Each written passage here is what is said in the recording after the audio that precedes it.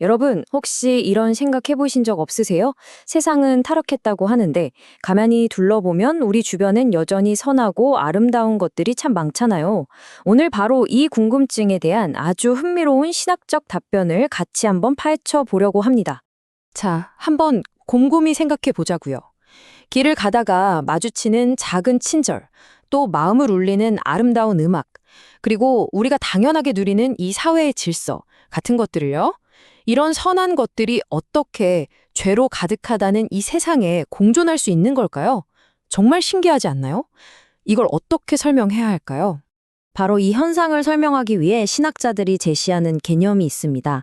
바로 일반 은혜라는 건데요.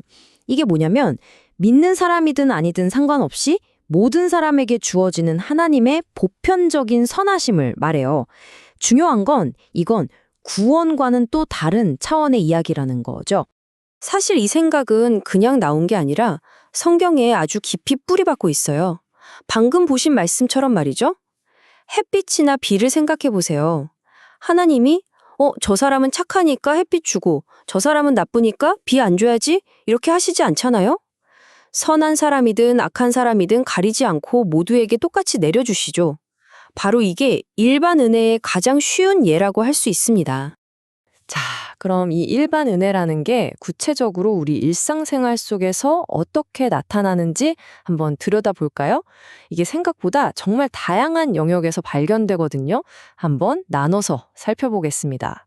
우선 물리적인 영역부터 볼게요. 우리가 매일 아침 해가 뜨고 저녁에 지는 걸 당연하게 생각하잖아요. 봄, 여름, 가을, 겨울 사계절이 어김없이 찾아오고 땅에서는 농작물이 자라나죠. 이렇게 우리가 발 딛고 살아가는 세상이 어떤 예측 가능한 질서 속에서 돌아가는 것, 이 모든 게 바로 일반 은혜의 증거라는 겁니다. 그리고 도덕적인 영역에서도 일반 은혜는 아주 강력하게 작용해요. 우리 마음속에 다 양심이라는 게 있잖아요. 뭔가 잘못된 일을 할 때, 이건 좀 아닌데 하고 속삭이는 그 목소리요.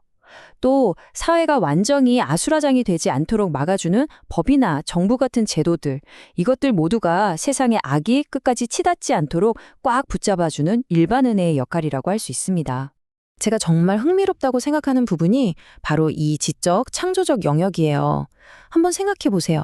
신앙이 없는 과학자가 위대한 과학적 진리를 발견하기도 하고 또 종교와 상관없이 어떤 예술가는 사람들의 마음을 움직이는 엄청난 예술 작품을 만들어내잖아요.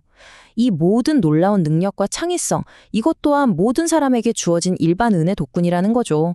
정말 대단하지 않나요? 자, 그런데 여기서 진짜 중요한 포인트를 하나 짚고 넘어가야 합니다. 이걸 헷갈리면 안 되거든요. 지금까지 이야기한 일간 은혜는요, 기독교 신앙의 가장 핵심이라고 할 수 있는 특별 은혜, 그러니까 구원의 은혜와는 완전히 다른 이야기입니다. 한번 비교해서 볼까요? 일반 은혜는 그 대상이 모든 인류예요. 목적은 이 땅에서 생명과 질서를 유지하는 거고요. 그래서 그 결과는 이 땅에서의 유익에 머무르죠. 하지만 특별 은혜는 다릅니다. 대상은 믿는 자들이고 목적은 구원과 영원한 생명이에요. 완전히 다른 차원의 이야기인 거죠. 하나는 이 땅의 삶을 위한 거고 다른 하나는 영원한 삶을 위한 거라고 생각하면 쉽습니다. 이런 구분 사실 최근에 나온 얘기가 아니에요.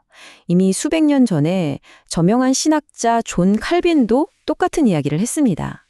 모든 피조물에게 널리 퍼져 있는 일반 은혜가 있고 오직 믿는 사람들만을 위한 특별 은혜가 있다고 명확하게 선을 그어서 설명했죠.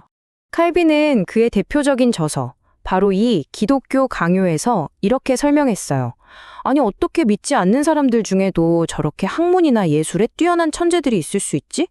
그건 바로 하나님의 일반 은혜가 세상 구석구석 모든 사람에게 미치고 있기 때문이다. 라고 말이죠. 정말 명쾌한 설명이죠? 그럼 이제 이런 궁금증이 생길 수밖에 없어요. 아니, 일반 은혜가 구원으로 이어지는 것도 아니라면서요. 그럼 도대체 왜 있는 거죠? 아주 좋은 질문입니다. 신학자들은 여기에 크게 세 가지 중요한 목적이 있다고 설명합니다. 첫째는요, 이 세상에 드러난 하나님의 선하심을 보고 하나님은 이런 분이시구나 하고 깨달아서 그분께 돌아올 기회를 주기 위해서래요. 둘째는 구원의 이야기가 계속 펼쳐질 수 있도록 이 세상이 완전한 혼돈에 빠지지 않게 질서를 유지하기 위해서고요.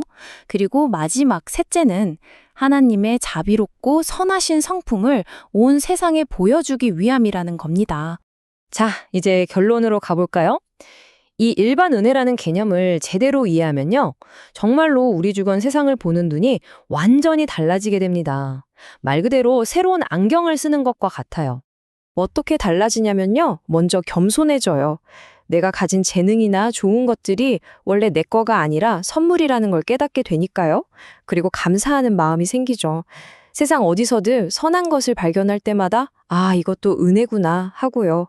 또 예술이나 과학 같은 문화를 무조건 배척하는 게 아니라 이건 역시 하나님의 일반 은혜의 선물로 보고 즐기고 긍정적으로 참여할 수 있게 되는 겁니다. 모든 사람과 대화할 수 있는 연결고리가 생기는 셈이죠. 결국 이 일반 은혜라는 개념은 우리를 다시 우리의 일상으로 데려옵니다. 우리 주변에 당연한 듯 숨어있는 그 선함과 아름다움을 그냥 지나치지 말고 한번 발견해보고 감사해보라는 초대장 같은 거예요. 자, 이 설명이 끝나면 한번 생각해보세요. 오늘 하루 여러분의 삶 속에서 발견한 일반 은혜는 무엇이었나요?